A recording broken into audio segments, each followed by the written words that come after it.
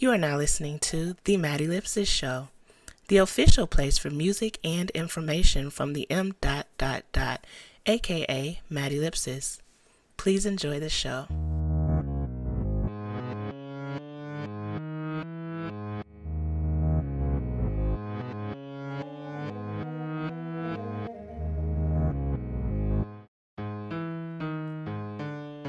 Let's talk about the underground. I'ma explain the frame of mind that establishes sound. Not just the name of the lyricist is within emphasis. Music that's infused with the tools to do this. Everybody gotta make the choice like Judas. Walking like Paul ain't nothing to fool with. This is more than metaphors. You see me as an avatar, you are gonna miss the point that's embedded in this joint. Like calligraphy font, not hieroglyphics. Still the picture painted is still vivid, it's specific. The DNA within me is the image and I live it. The kingdom is within, that's why there's so much in my lyrics.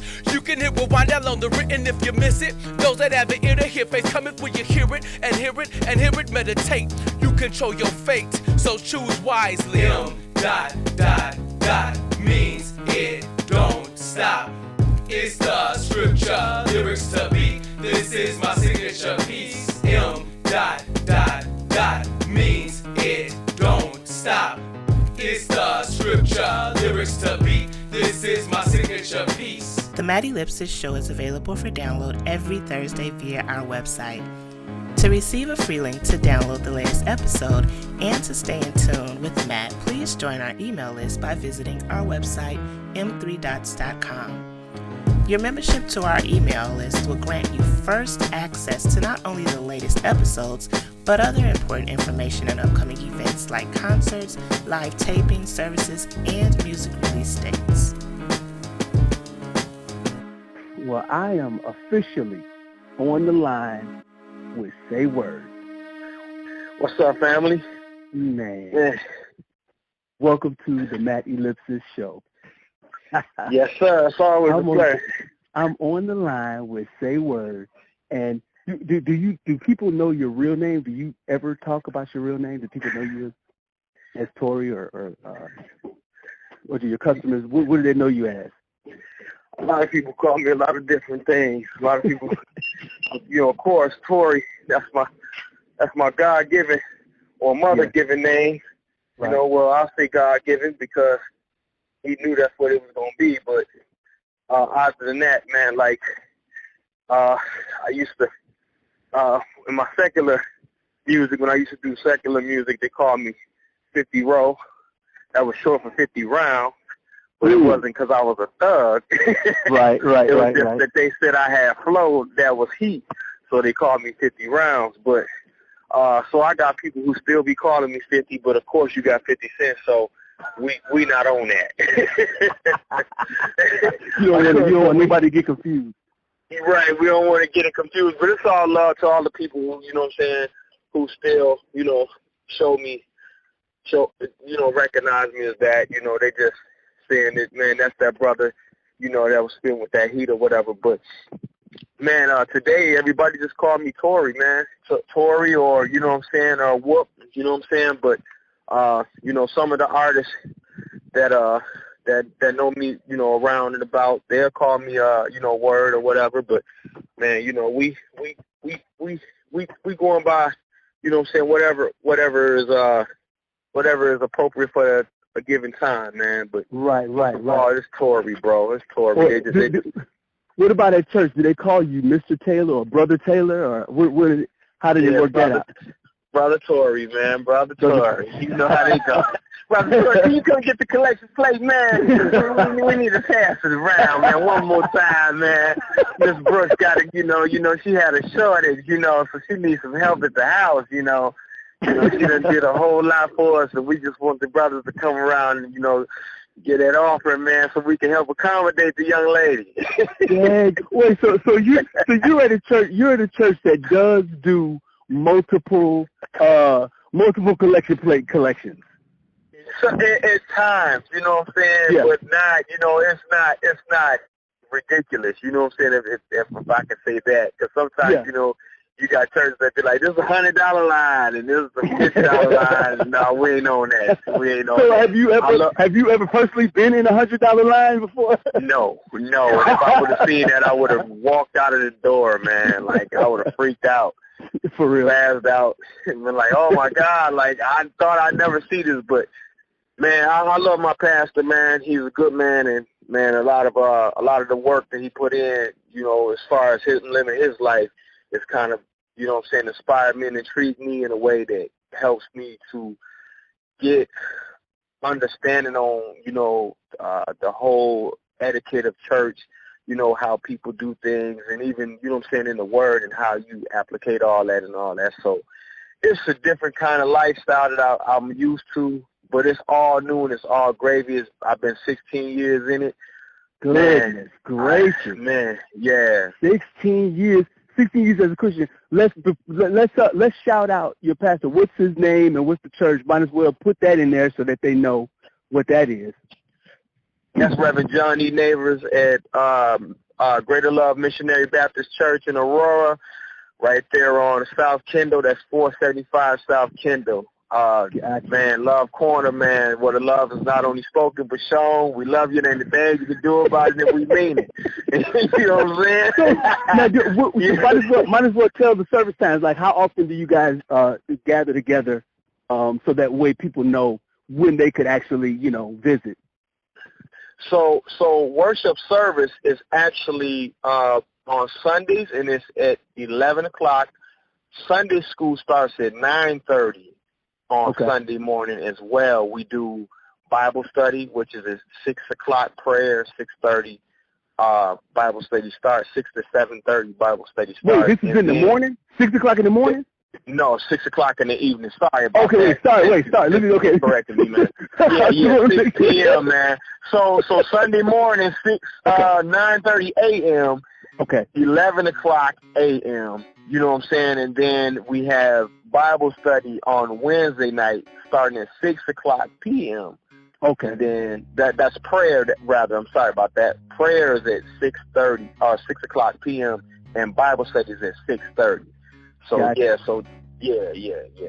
And that does, let me ask you, does that schedule, that church schedule, is that an onerous schedule for you, or is that just about right, or do you wish that the church doors were open more, or, you know, how do you feel after being, you know, in church for 16 years?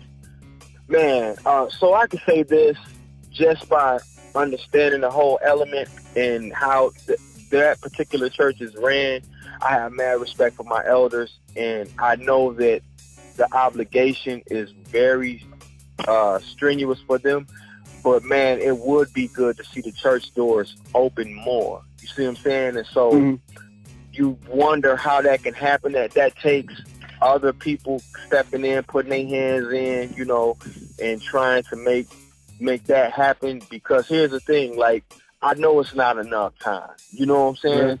I know that there's always I was going through some things in one time of my life, man, where I felt like it wasn't enough time. Like, I remember sitting in church after church was over, and I wanted to not leave. You know what I'm saying? Because I was like, man, I ain't done yet. Like, man, I really want to sit here a little bit longer.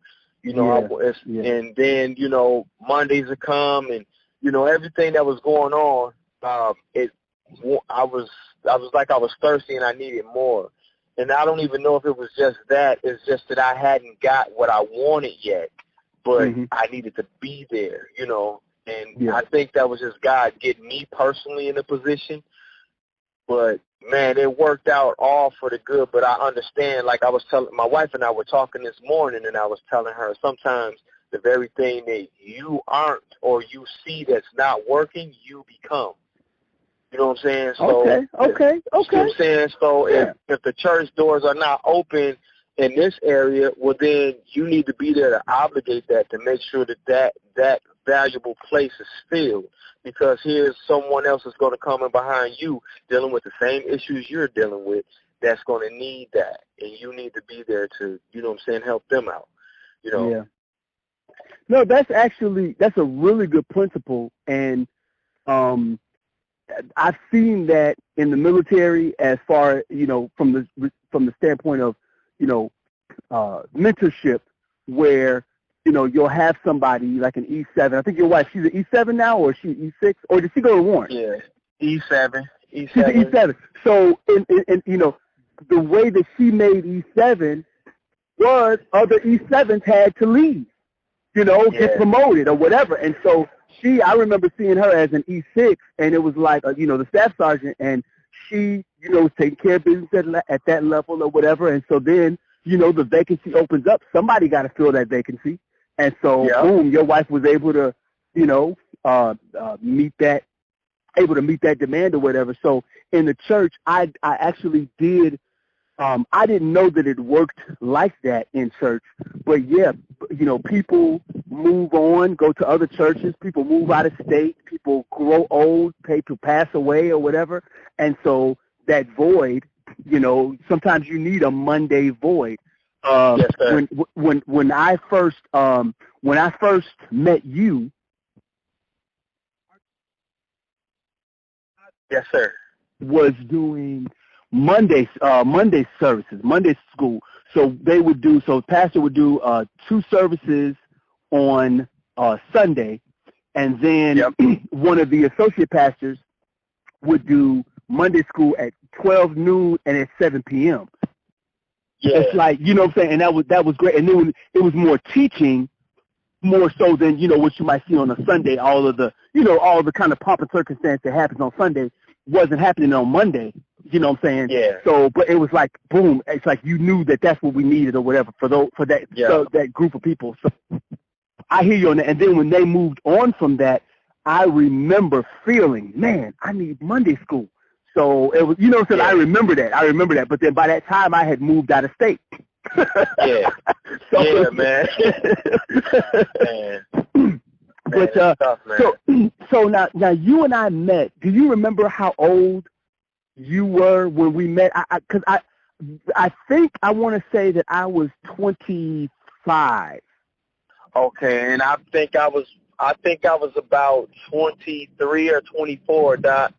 Yeah, and like the way we met was Isaac brought me to your place, or were we at Isaac's place or your place? Because that's when I first met. I remember your name, Torri and Tez, and one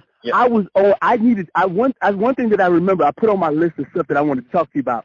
I wanted to apologize to you for something that I said all them years ago. I'll get into it here in a second. But were we at your place or were we at Isaac's place?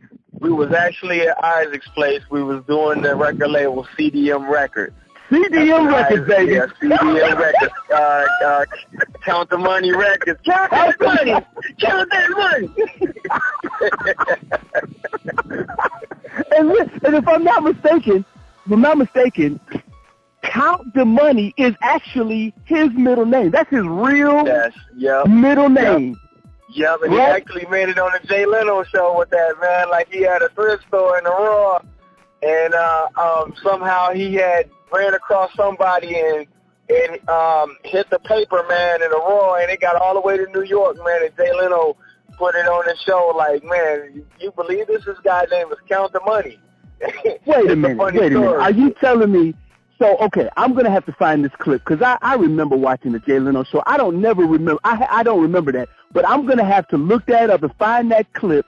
You're saying he was talking, did he have a news clip and he was just talking about it like Johnny Carson used to? Is that what you're saying he did? Or Yep. Or did it make the monologue? It kind of like, I think he was just reading the paper, man, and he mentioned it like, man, hey, look, out in Aurora, Illinois, he put Aurora on the map, man. Wow. Isaac Count the Money put Aurora on the map. Oh, my goodness. You know what? That guy does deserve some credit. I got to hand it to him. Good Lord. That's hilarious, man. Because the thing about it is, like, he was in my unit.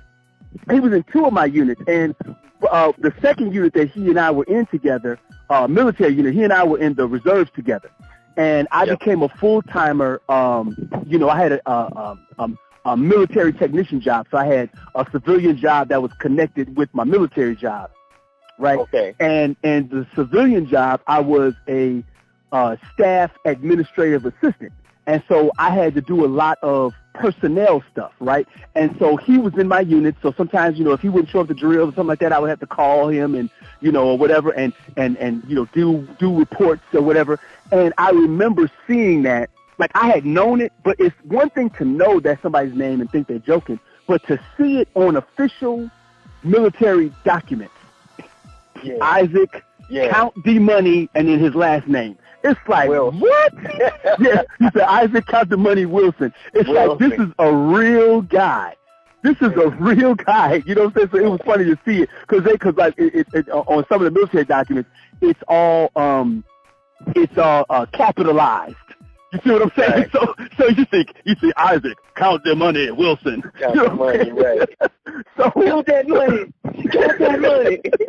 So CDM Records. So when because you guys knew each other, because the thing about it with Isaac is, I credit Isaac for, he's really one of the people that put me on the right path to where I am today. The reason that you and I were able to do Cliche the way that we did, because you remember we did that song. You were in Aurora, and there was no way for me and you to get together for some reason. You know what I'm saying? We just couldn't hook it up. I can't remember. I got to remember where I was living at. So we'll recount that in a minute. But anyway, we were able to do that because Isaac Count the Money Wilson, when you and I met during a little bit before that, he gave me a disc with Acid 4.0 on it. Yep, and it was a bad mamma jamma, boy. That was a great software. Yes, it was. Man, I made some classics with that. And I felt so bad I lost a lot of that music that I had created with that Acid 4.0, man. No, I still got your stuff.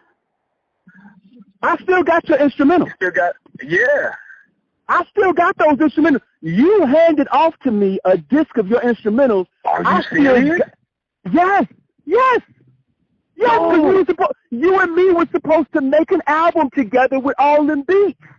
You were the one, Torri, that introduced me to the idea of doing an album with somebody else's beats. I had done, in other words, I was making music by myself, and it was all analog. Okay. You were making music, and it was digital. So I met a friend at church. Me and him, we did my third album together. So my first two albums, I did that analog, right? My third album, Face the Music, that one, he was the one. Somehow, me and him gelled, and he started making beats, and I started writing to those beats or whatever. So then we went through the whole process. We went to the studio, recorded everything, so we got the third album done. And I had never given anybody else musical control over my stuff. You know what I'm saying? And then me and him broke up as a team. So now I was kind of back at square one because I thought me and him was doing the Eric B and Rakim thing, the DJ Jazzy first. I thought we was gonna go DJ and rapper, or producer and rapper. I thought we was going out as a team. So now I'm back, just me. And so then he shows me Acid 4.0, and I learned how to record into the computer, which was freaking fantastic. So then by the time we met, now I was like, okay, I'm back in creative control over my music, right? You know what I'm saying? And so now I started to listen to other people's beats, and I hadn't listened to anybody else's beats ever. I didn't pay attention to nobody else's beats. Then you come along and you give me this disc, and I was like, oh my God, Dave got it, man. And you had samples and stuff, and I was like, man, this is freaking amazing. So I listened to those instrumentals a lot. I recorded some music to that, and I got them in my systems. I'll email it to you so you can hear some of the music that I because I let you hear some of it. Don't you remember? Yeah. You let me. Hey, there was some bangers too, man. Yes, that's what I'm saying. And they never put them out. But it was just, okay, we did it. But so that's the thing. So I don't know if I got everything that you've ever done, but I think it was at least like 16 beats at least. Oh man, hey, look, we might need to talk, man. I might need to hear some Look, not even might. I know now. I need to make sure you got them because I still got them. I done kept them all these years, partially because Isaac Count the Money showed me how to have acid on my computer. Man. and I stayed in touch. I decided that I was not going to, like, you know, I had a decision to make at a certain point in my music career, at a certain point. So when I was working on, once I finished up my third album, then it was like, okay, what am I going to do? And I was, and at that point, I had to try to figure out, because you remember the Conclave Download project. So this is before the Conclave Download stuff, Torri. I had a decision to make. Am I going to go with Pro Tools or what was the other music? It was two of them that were really huge. Pro Tools was one of them, and my friend Dean, he had Pro Tools. And then there was another one that was out there, and all I knew GarageBand or no, not GarageBand. I can't. It'll come up, but anyway, the point is, I know what the name you're talking about too. Yeah, it was another. It has its own single identity. Right, exactly. So, because whichever route you go, you gotta invest in the whole scenario to make that thing work. You know what I'm saying? Yeah. And all I had was a computer, you know, and then my acid, and then when acid would go to the next level, I would go ahead and buy the next level of acid. You know what I'm saying? Yeah. So right now I got acid 10, right? So I think that's all I need. So I got acid 10, and then it's like, okay, it works out perfectly. Ain't no drama. All of my music that I've ever made in acid, I can still open it up. So I can open up the session files. You know what I'm saying? Like, it's actually, I'm grateful. So I have not any of my music from the time that I started making music at the Isaac Count the Money phase of my life. You know what I'm saying? Okay. So thank God, which is why I still got those instrumentals that you gave me, because I put them in my system, and I've been preserving it over the years, right? So, you know what I'm saying? So this is that. I'm so happy that we're talking about that, because I need to make sure you had it. So anyway, my question to you is, what were you and Isaac going to do? So this is before you were married, if I'm not mistaken. No, you were just married. Did you just I had just got married when I met you. That was in, 2003? I think that was 2003. Yeah, and I wasn't even in church yet, man. I was still doing secular music, man. Oh, that's right. Yeah, I was still doing secular music, and I got the inspiration from you, actually, because when I came down in the basement, you and Isaac was talking, and then he introduced me to you, and I heard your music, and I was like, man, how do you get this? Because I guess God was already working on me, man, and so that's, like, I start asking you questions like, hey, man, like, how are you advanced like this with gospel rap? Like, I never heard this kind of gospel rap before. This is good. So and please forgive me, because I have to ask you this, because, like, it has been a long time. I think I remember some of that conversation. What type of stuff did I tell you? And give me your impression of that, because here we are. I didn't really feel advanced. You know what I'm saying? Like, I don't think I felt like I was advanced. So kind of set the scene so that, the listeners can kind of remember that, because we're talking about 2003, so we know what was out in 2003. So go ahead, break it down. So basically all you told me was, like, you see God and God gives it to you. That's pretty much what you were telling me. In so many words, like, this wasn't verbatim what you said, but that's what I got when you were talking to me about that.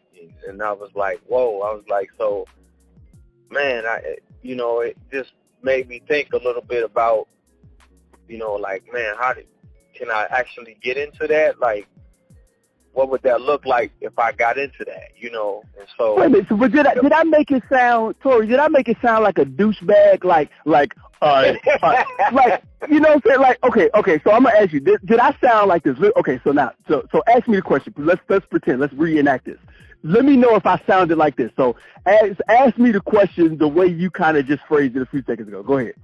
So, man, so what got you into gospel rap, man? Like, man, I never heard it so good like this, man. What got you into doing this kind of rap music?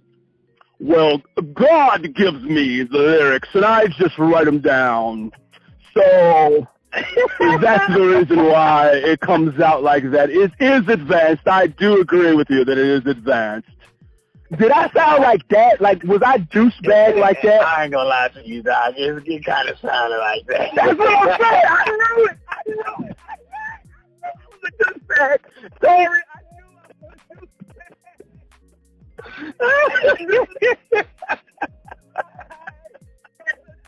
Yeah.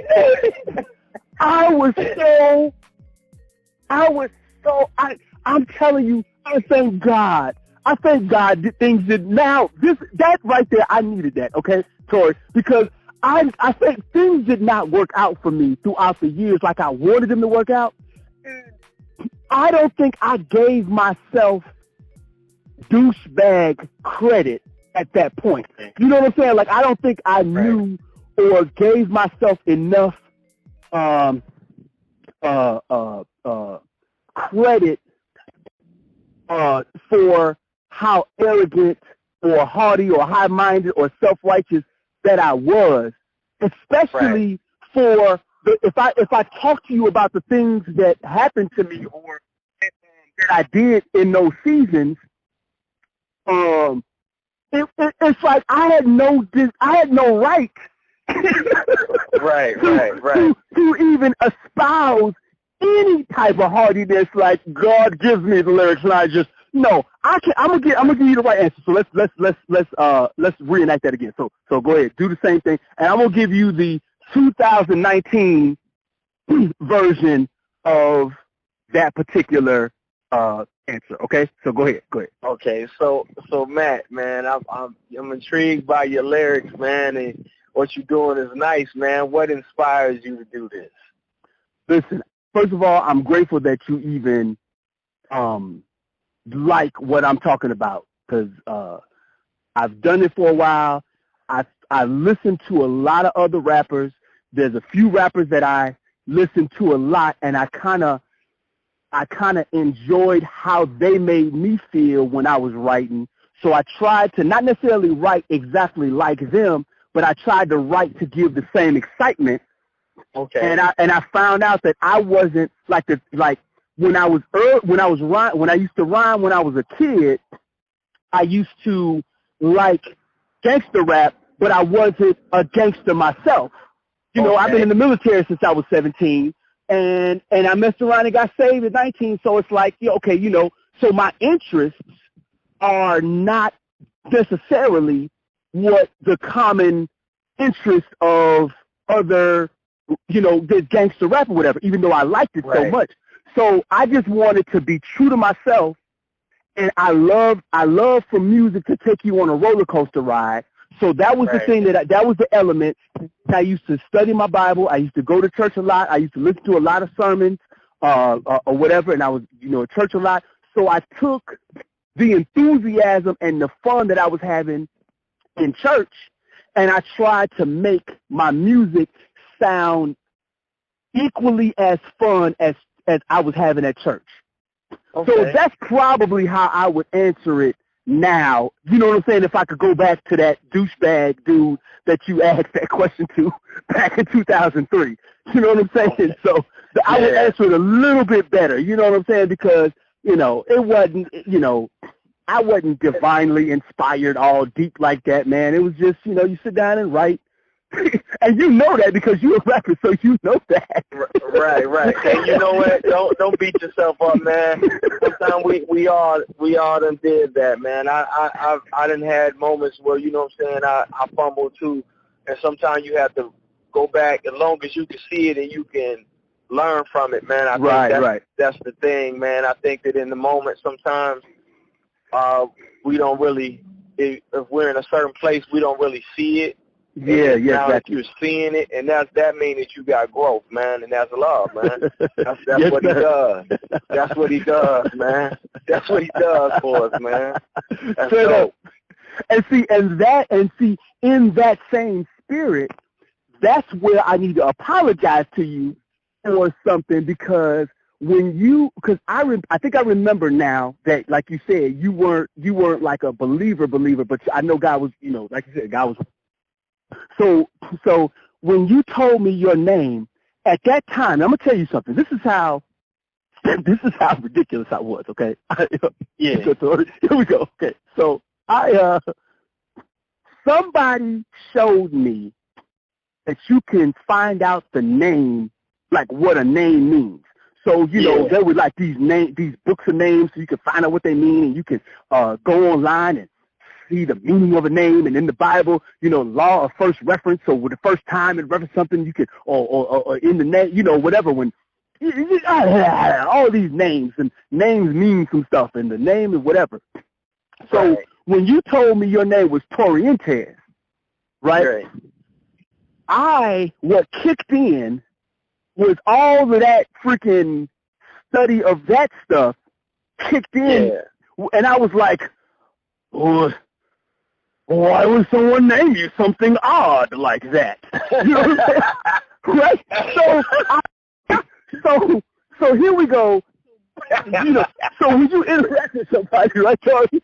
So I'm interacting with you for the first time, right? So before we get to the lyrics or whatever, I'm asking you your name, and so I done started off on the wrong foot. I started our relationship on the foot of, you don't have a right name. Your name ain't right. So your identity is off.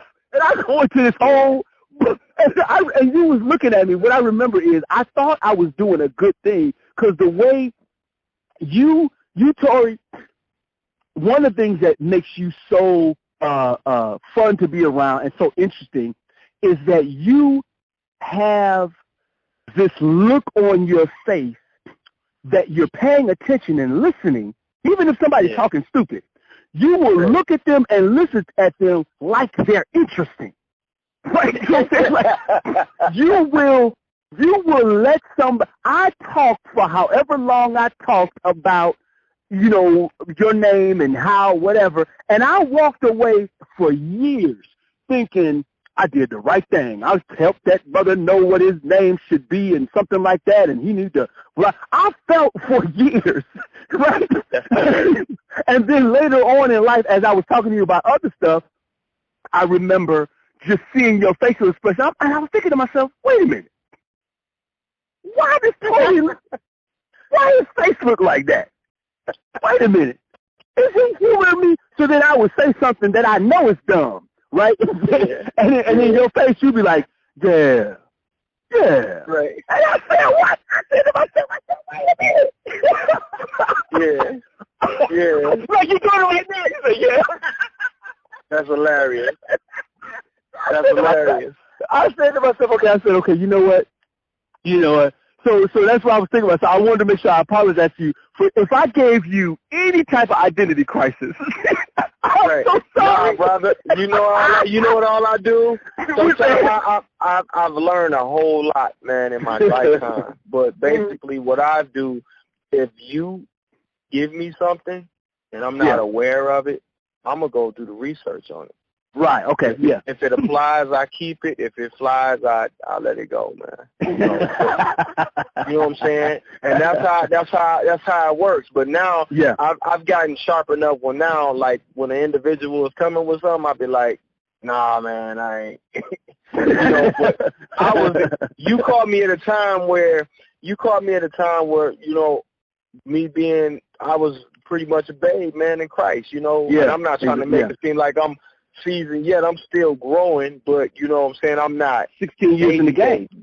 Yeah, you know what I'm saying? So at that particular time, I had an inquiry about God, and I wanted to know about God and God's people. And so when you talked to me, that was a representation of God's people. So if you gave me something, I took it to go do the research on it. So now you're right. I remember that, and I did do the research on those names, and it had me in three different 3 different names. And at the time, one time, the name that I had, it kind of messed me up a little bit. But as time went on, I went back and I would look at that stuff again, and you know, and it gave me the clarity of what it meant anyway. Like, and so I know that really, that really doesn't matter under the now that we're under the law of the spirit. It doesn't really matter now. Right, you know right. And if that makes sense, but it does. You know what I'm saying? At that time, you know what I'm saying? At that time, you know what I'm saying? I inquired about it, man. I went and did my homework, man. So you wasn't doing nothing. I was interested because I'm like thinking to myself, like, I'm gonna look into that. But I'm like, not.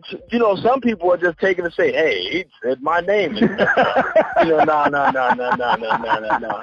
I have more sense than that.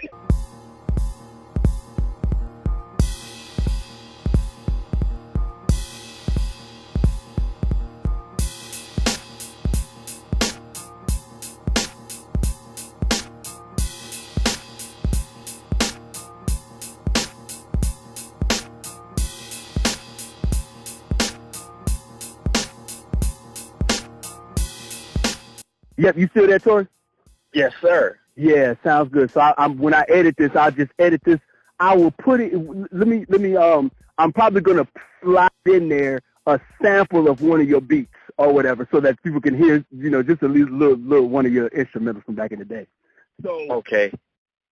So we'll switch gears a little bit because I love that, and I know we can extract like probably next time we talk, we'll kind of get into that again because I would love to know.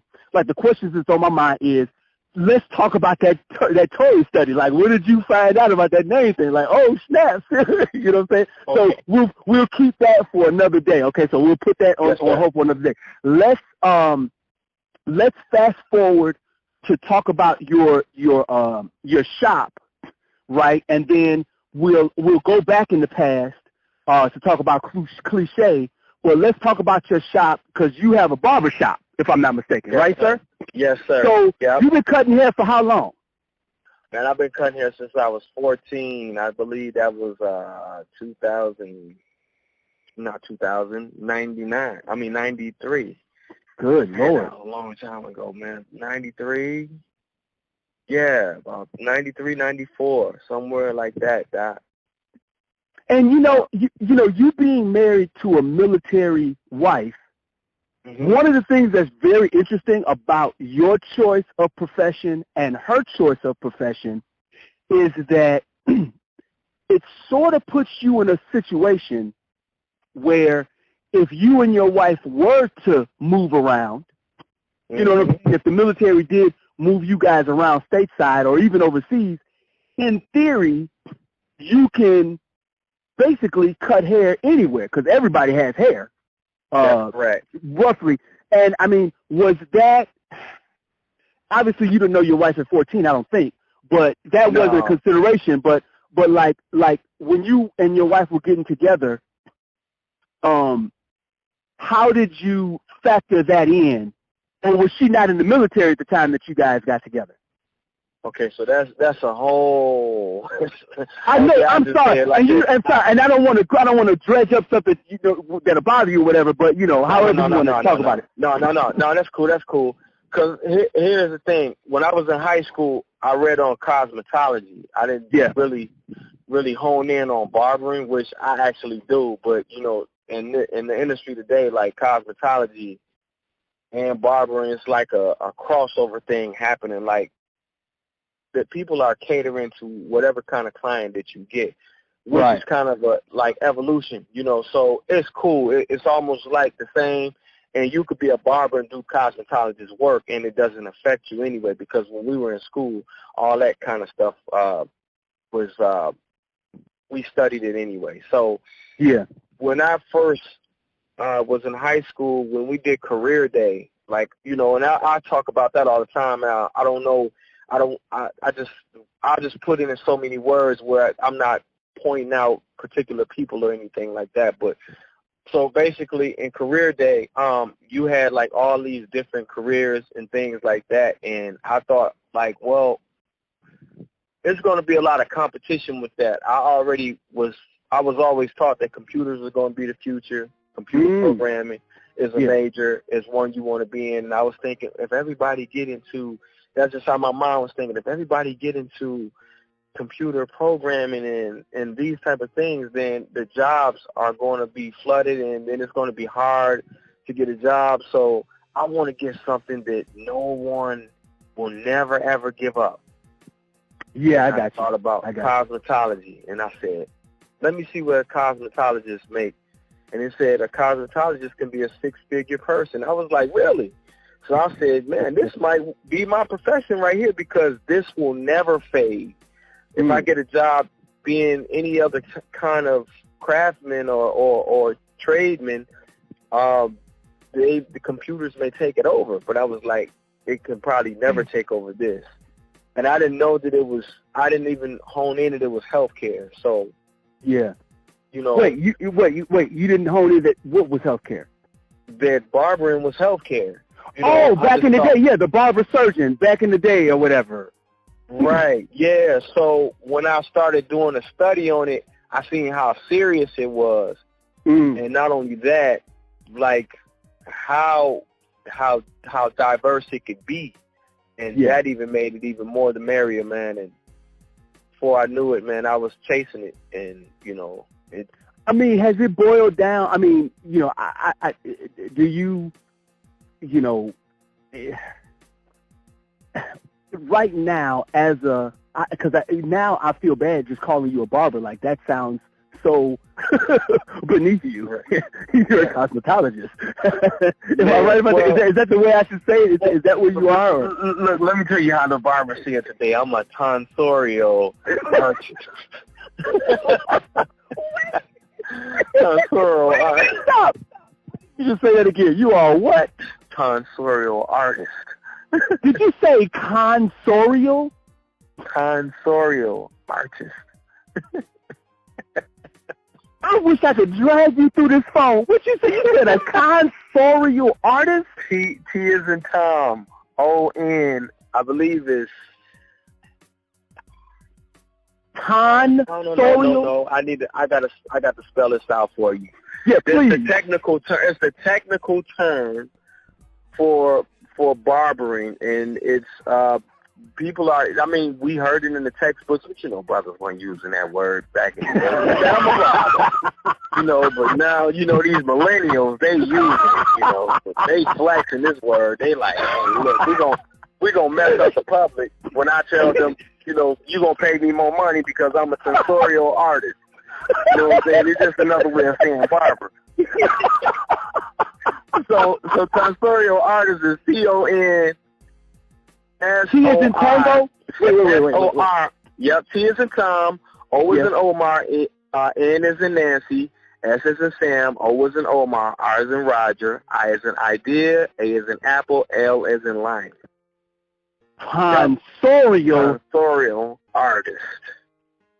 Do you know? Yeah, so do you know I will never let a tonsorial artist touch my head. That sounds like somebody that's going to put something down my throat that I don't want. You know what I'm saying? That's hilarious, man. That's hilarious. No, man, actually, it is a technical term for barbering, man. It's the technical term for a barber. So, like, I'm going to send you a picture where I actually have put it up. I did put it up on my social media.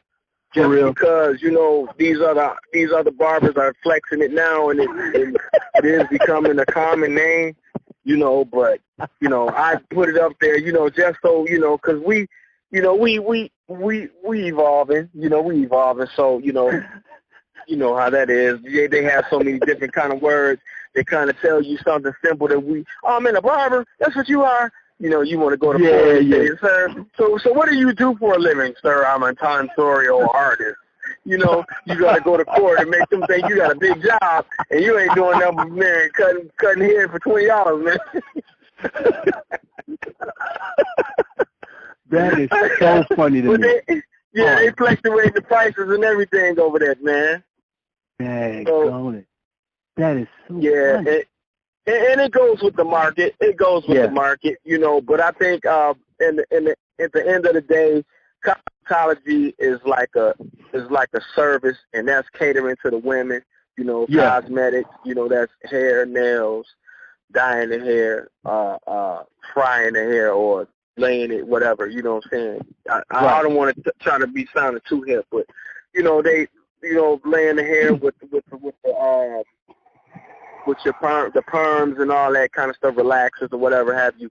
But all that kind of stuff, man. And so that was a service, but it has kind of crossed over actually to the barber. Now, the barber has been doing service for years too, but I mean, it's kind of like more of a different, it's becoming more sophisticated and more of a cosmetic kind of thing. You know what I'm saying? Like we doing facials, and you got like the little steamer, and you know what I'm saying, you put the little, lay them back, you know, you got the towel on, you know, and they feeling real relaxed, and they feeling real important at the time, like you pampering them, make them feel real good.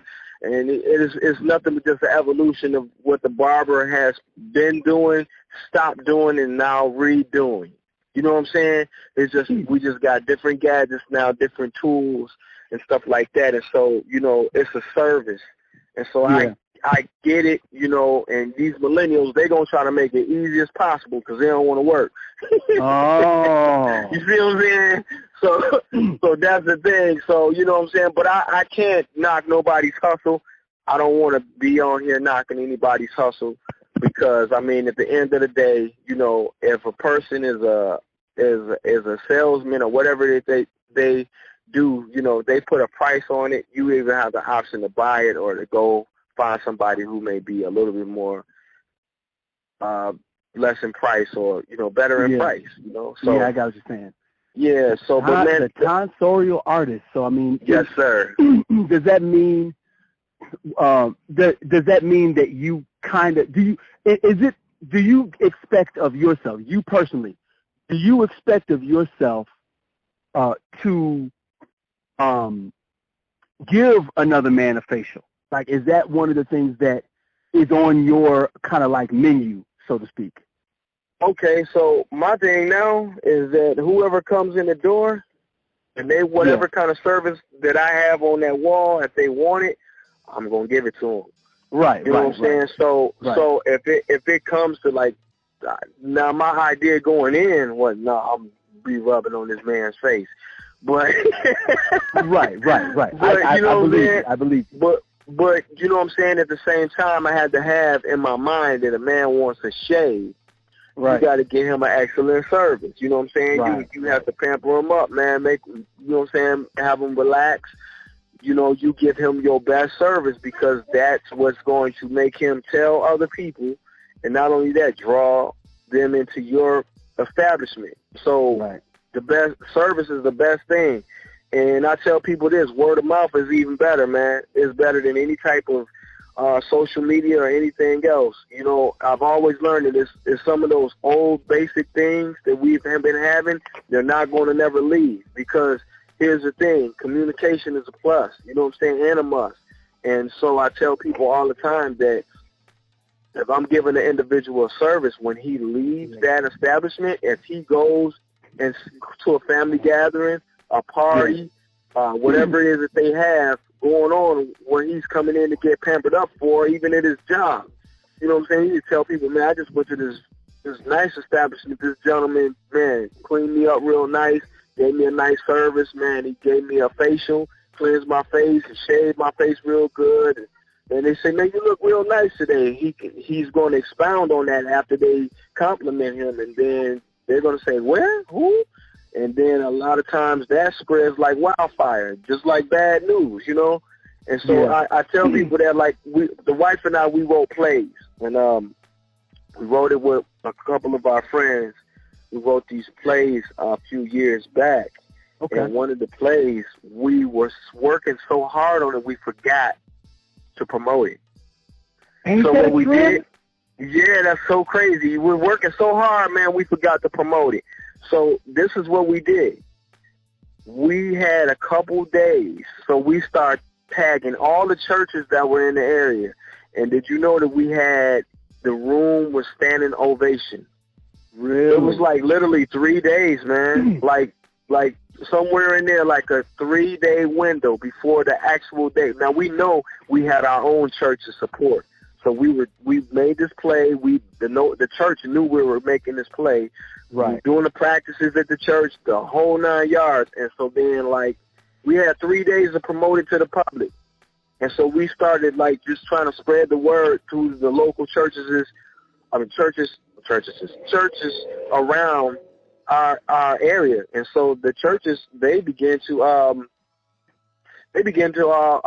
talk to each other, and man, before you know it, man, we had standing ovation in that room. And wow. that was bizarre. That blew our mind. Like we were like, man, we couldn't believe it. We were like, man, this is so much of a great turnout, and we only had so little time to give the promotion. But we were working so hard on trying to make sure that we had it, and the message was given, was vivid enough to be given, you know, where they can actually hear what or get what it was we were trying to give them. And so, man, that was awesome, man. So, if anything else, word of mouth is always going to be the top over any kind of social media, any kind of any other stuff that you can have. Like, that stuff is awesome, and it needs to be utilized as much as possible. It's less stress, less footwork, the whole 9, but word of mouth is always going to be it. So I tell people to, man, give an excellent service. If I'm rubbing on his face, if I'm rubbing on his face, it ain't no other reason but to cleanse it. No, I hear what you're saying. I hear you. You know, and I have, I don't think I've been shaved by my barbers before. I you know, usually do a fade, and like I will shave myself because I just, you know, do it at the house or whatever. But what's an example, I guess, what on your wall, what types of services do you provide to people? Like, so, you know, we provide a bunch of services. I always try to start at ground zero and work my way up. So, haircut. Like a person come in to get a haircut. It's like, bam, I give you a haircut. Come in to get a haircut, man. I mean, how much is a haircut? You know, and I give them base price, $20. Yeah. And people say, man, you still at $20, man? It's 2019, man. We've been at $20 since '95, you know. But it's like, man, I do that because I understand the element of economics, drawing people in, you know, and bringing people in. And so, man, that's what I do. Base price, $20. And so then from there, I give other services. Man, you want a facial. You want a hot towel shave.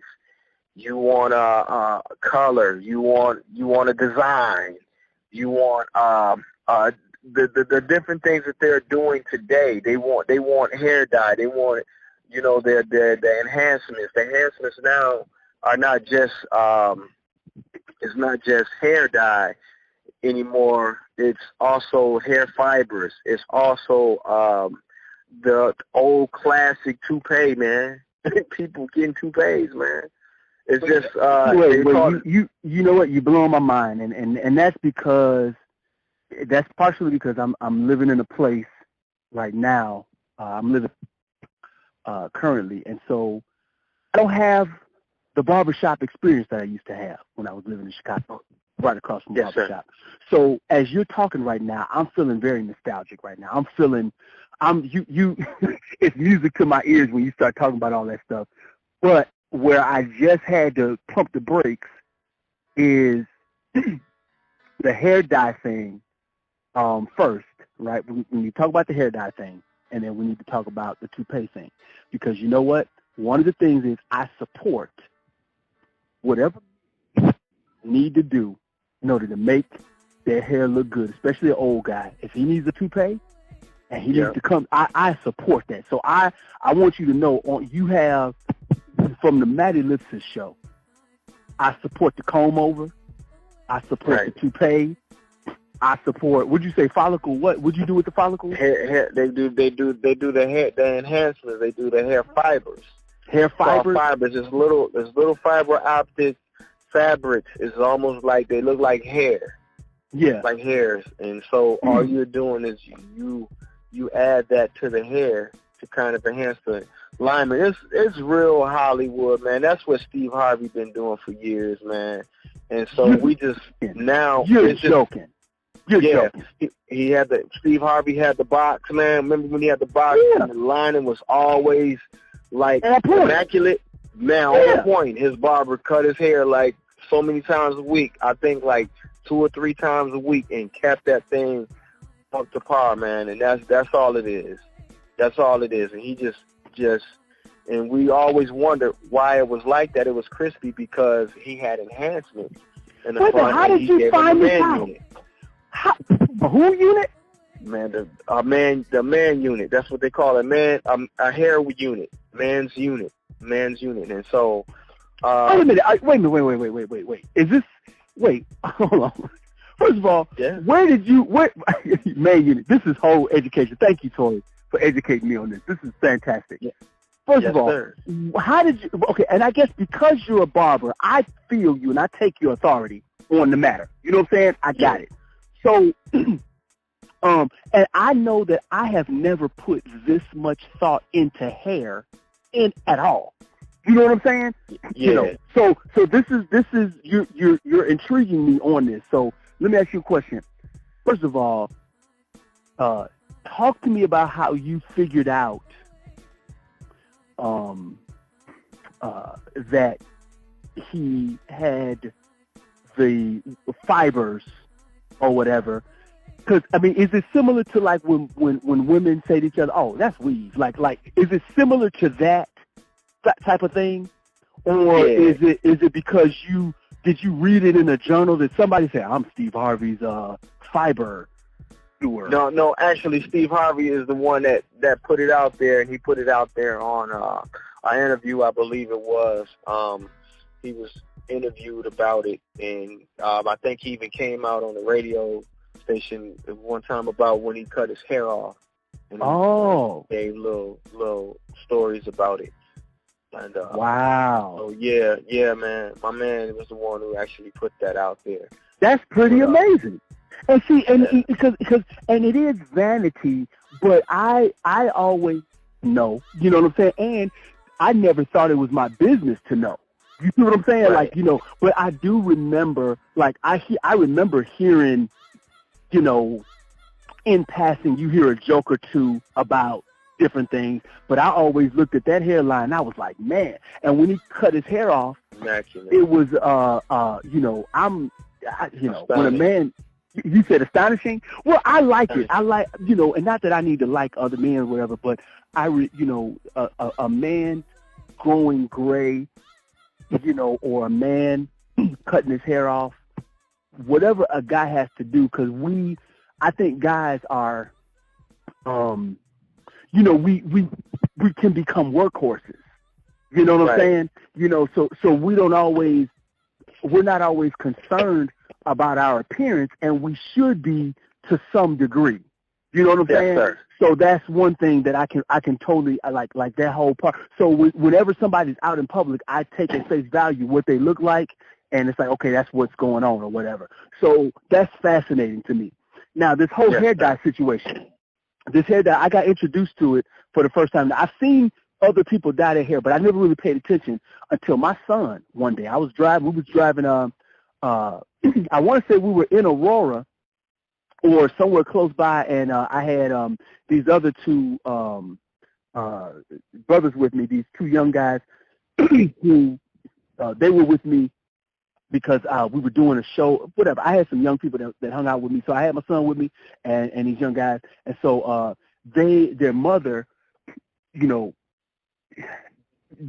doesn't take them to the barbershop regularly. So I was like, I had a few dollars. So I was like, look, I'm getting their haircut. So I took them, you know what I'm saying? We kicked it. And then that was the thing. I took them to the barbershop. So boom, I got them nice. I was so happy. And they were happy to get haircuts. Right. Because it had been a while. And so, and then my son, he said, Dad, I want some hair dye in my hair. Yeah. And I had Torri. I'm a military guy, man. I'm a military guy, and I thought that my son was going to take after me and just be a bald fade.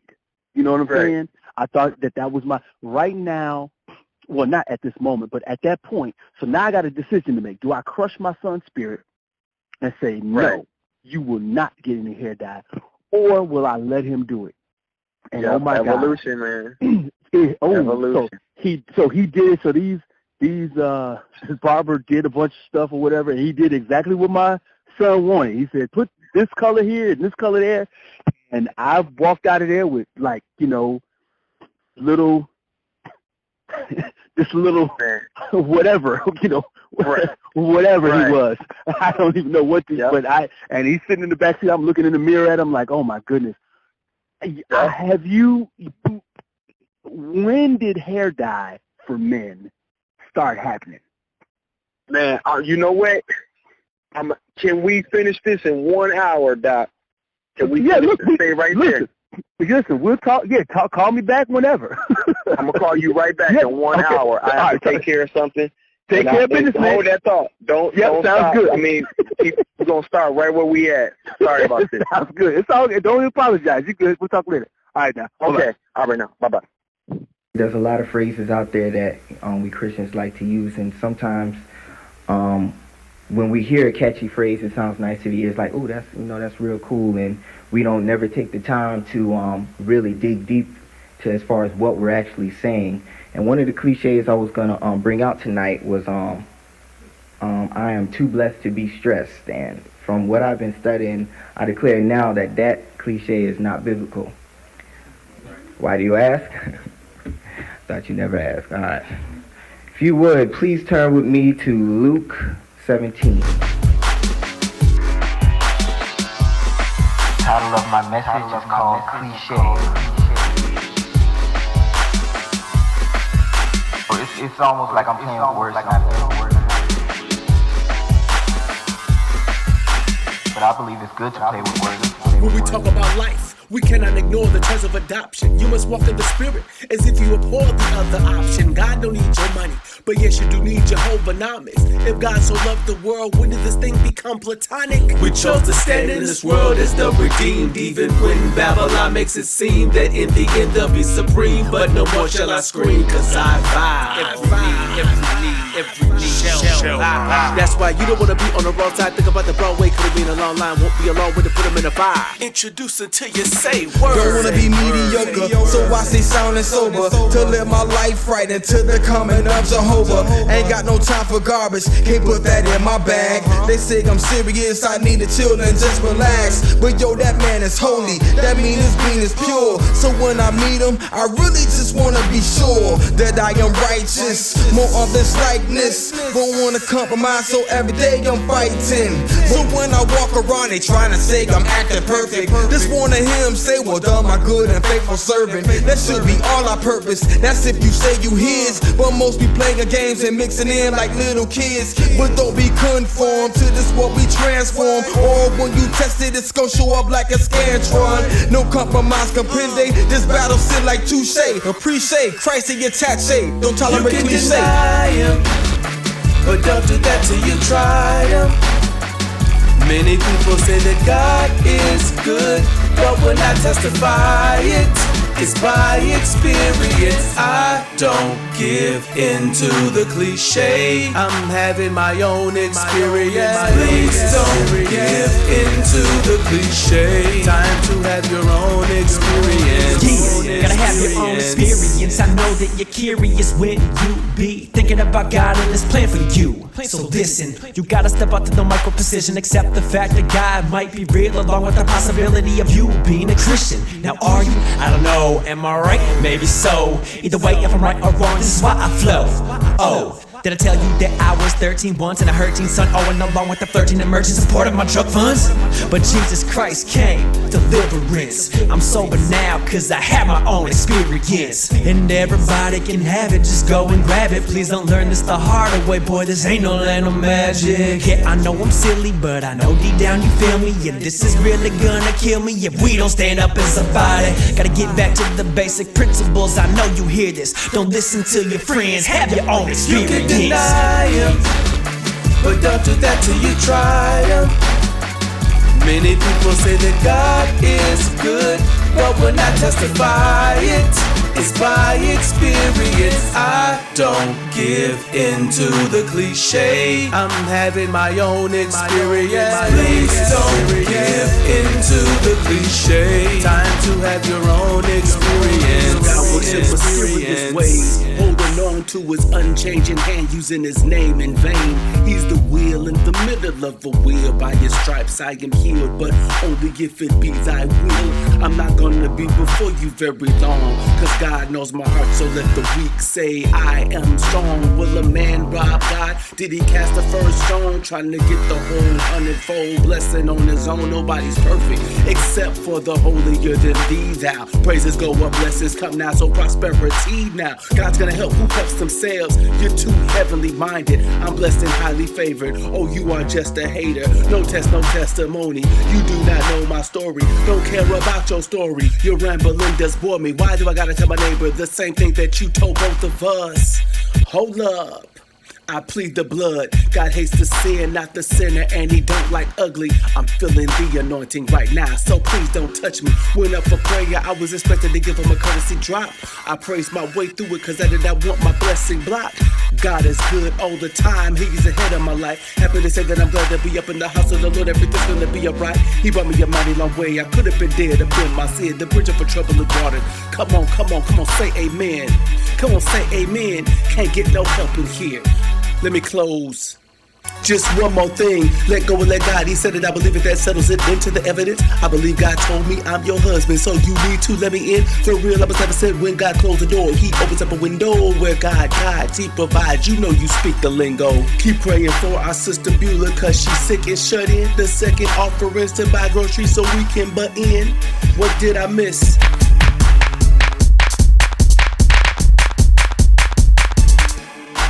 Charge it to my head, not to my heart. You must not be in good shape, cause your Bible's not falling apart. I'm trying to close, but y'all just keep on pulling on me. Who turned the beat off? Where's everybody going? I still have 2 more points and a witty anecdote. For real, y'all sit down. Ushers, grab the doors, please.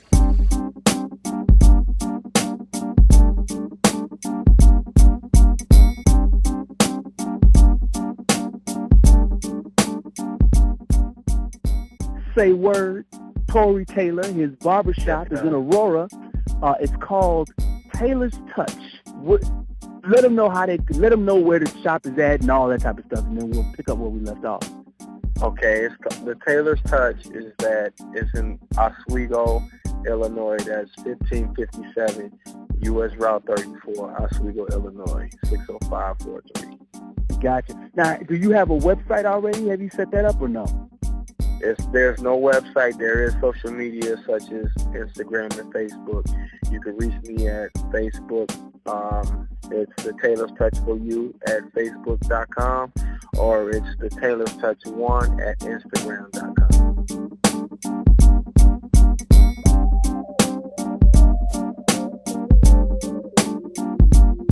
That's right.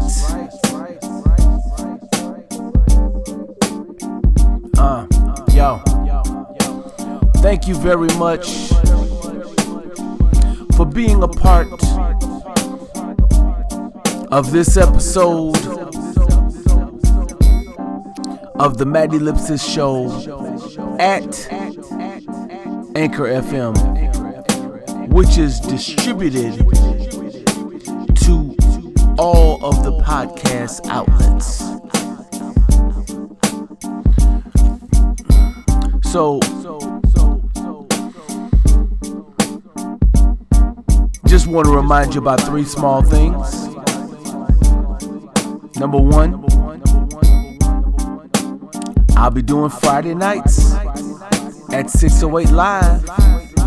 So come see us in person, the Matt Ellipsis show at 608 Live.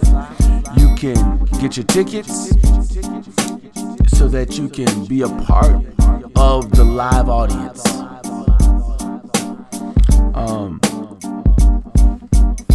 I will be doing a New Year's Eve and New Year's Day shebang as the new title of it. Come hang out with us for New Year's Eve.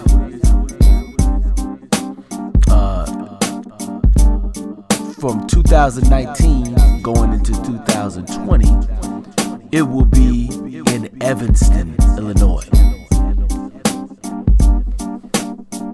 For other years, just check m3dots.com. And that's the final thing that I want to tell you is m3dots.com. On my website, I've got all my music, all the people that have made themselves available to me. I have them on my website so that you can listen to their music, listen to their sermons, listen to their shows, and hear what they've got to say. So m3dots.com is where you can register for any of the events that are upcoming.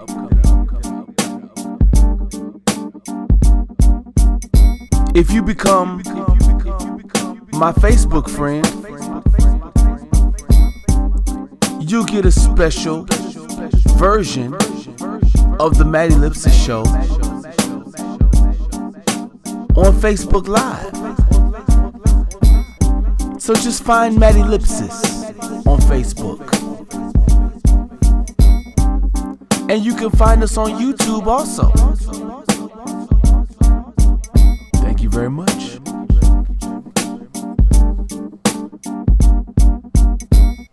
Thank you for listening.